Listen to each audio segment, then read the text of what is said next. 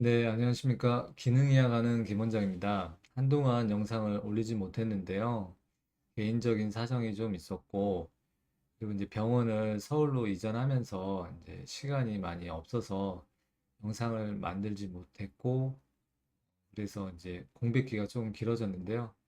이제는 좀 안정화가 되어서 기능의학적인 내용을 좀 많이 다뤄가지고 영상을 올리도록 하겠습니다.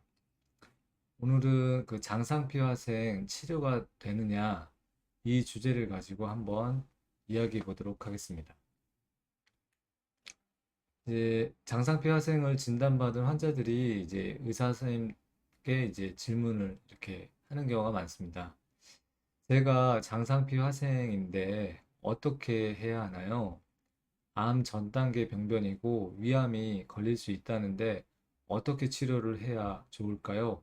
이런 질문을 진짜 수도 없이 많은 환자들이 소화기내과 전문의 선생님들에게 지금도 하고 있고 앞으로도 많이 하게 될 것입니다. 이거에 대해서 이제 소화기내과 전문의나 이제 내시경을 했던 진료하시는 의사 선생님께서 보통은 이렇게 천편일률적으로 대답을 합니다. 장상피화생요? 그거 노화 과정이에요. 남들도 다 있어요. 예. 나이 들면 대부분 생겨요. 특별한 치료 방법이 없어요. 그냥 1년에 한 번씩 위내시경 검사 받고 암 생기면 바로 수술하면 됩니다. 그냥 마음을 편하게 가지세요.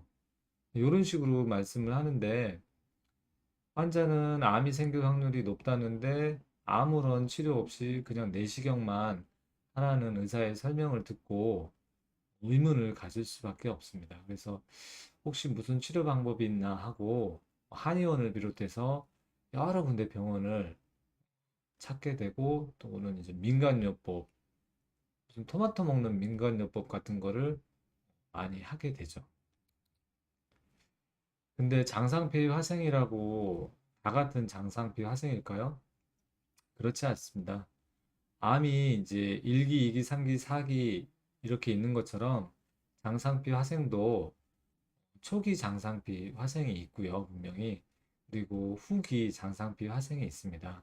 그거에 따라서 치료 전략이 달라져야 합니다. 여기가 흰색이고요. 여기가 빨간색입니다.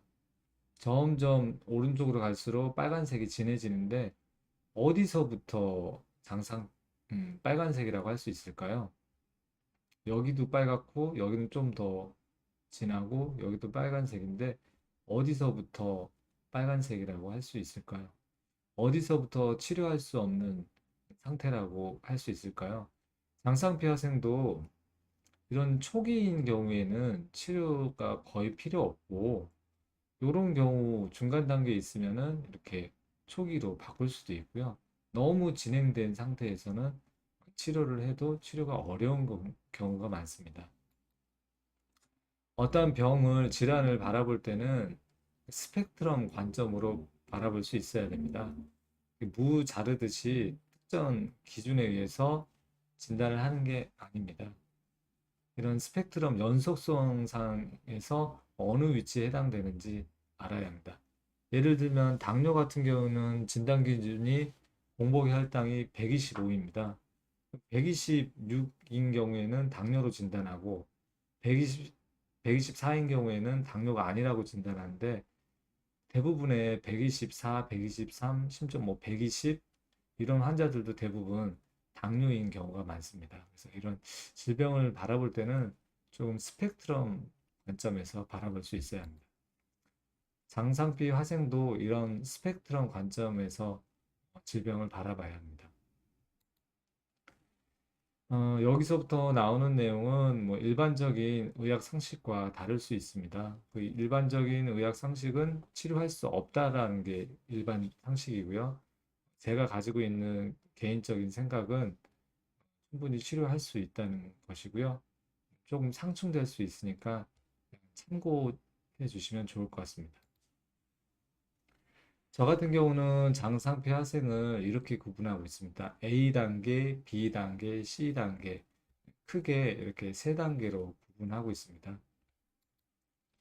A단계 환자인 경우에는 보통은 나이가 젊은 사람이 많고요. 그 장상피 화생이 위 표면에서 거의 보일락 말락 할 정도로 면적이 상당히 적고요. 위산 상태도 괜찮고 환자분이 특별히 호소하는 증상이 별로 없고요. 그리고 헬리코박터 감염도 되어 있지 않고 지극히 정상에 가까운 사람입니다. 그러니까 이런 경우에는 굳이 치료를 할 필요가 없습니다.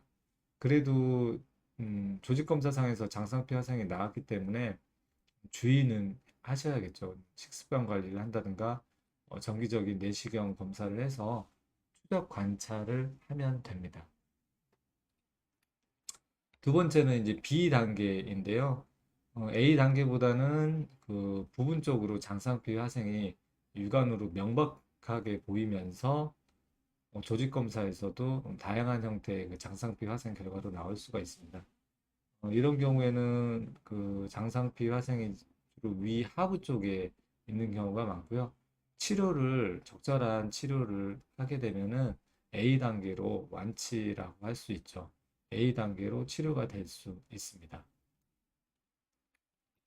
그리고 C 단계 같은 경우에는 장상피 화생이 너무나 명백하게 있으면서 위 전체를 뒤덮고 있을 정도로 많은 부위를 차지하고 있는 경우를 저는 C 단계라고 분류를 하고 있는데 이런 경우에는 치료에 잘 반응하지 않는 경우가 많습니다. 열심히 치료를 해도 치료에 잘 반응하지 않는 경우가 많고 그럴 경우에는 암이 않게 하기 위해서 위에 산도 환경을 비롯해서 여러 가지 그 유지 관리 치료를 하고 있는 단계라고 할 수 있습니다. 이렇게 장상피화생을 구분하기 위해서는 몇 가지 정보들이 필요합니다. 저는 이제 환자분의 내시경 사진과 그리고 조직검사 결과지, 그리고 기본적인 기능의학 검사와 환자가 불편해하는 임상 증상, 그리고 이제 위산의 상태, 보통은 위산이 적은 경우가 많은데, 얼마나 적은지 너무 그 수치를 통해서 확인이 가능하고요.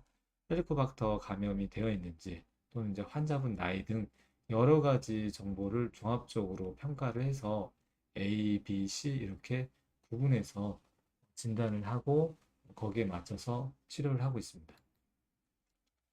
그래서 장상피 화생으로 진단이 된다면은 똑같은 장상피 화생이 아니니까 지금 A 단계인 건지 A 단계는 치료가 필요 없죠.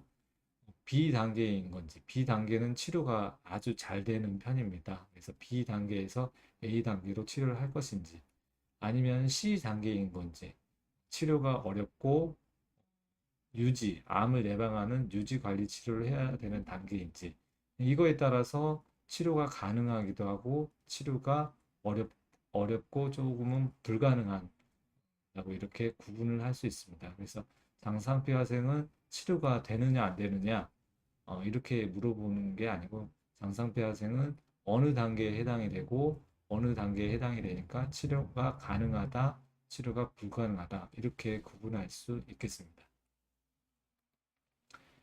네, 여기까지 뭐 장상폐화생 분류와 치료 가능 여부에 대해서 이야기해 봤고요. 다음에 또 다른 내용으로 찾아뵙겠습니다. 네, 오늘은 여기까지 하겠습니다.